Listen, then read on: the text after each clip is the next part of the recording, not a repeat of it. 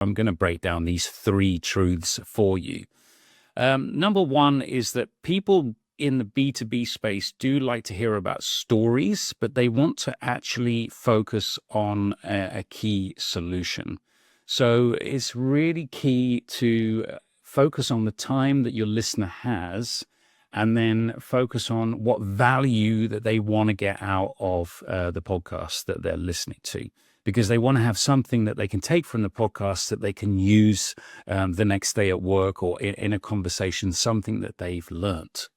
Second is like, what is the key theory behind the topic that you're talking about that gets the most from your guests, but also focuses on something that's really key that they can take away, something that you can really dive into, which is potentially a little bit abstract and not too cold. So for example, if you talk about sales strategies, that is a bit dull, isn't it? Let's be honest with you.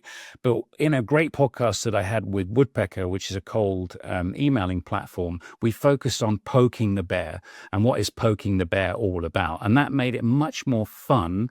And then you can really open up the guests and check out that podcast with Woodpecker that I've done, which talks about poking the bear. And then thirdly, which is probably the most important, is that I've noticed over time that people actually want to hear from you. They want to hear from the podcast host. They want to hear from the expert that's behind the business. And there's a lot of people that are running businesses that have a wealth of information like trapped in their brains, and they're not very good at getting it out into the world. Now, some examples of this is that a CEO might contribute to an end of year report and they write their statement. That statement is the top of the end of the year report. People want to hear what the CEO has to say. People want to hear what the CMO has to say about their marketing strategy. People want to hear what the VP of product has to say about where their product is going and what services they're going to offer in the future. And that's that thought-led leadership piece, which is so important. And I'm seeing that that's going to become more and more and more important in the future. People want to hear from the experts within the organization. So that's something to keep in mind. It does take more work. It does take more time. It does take more planning.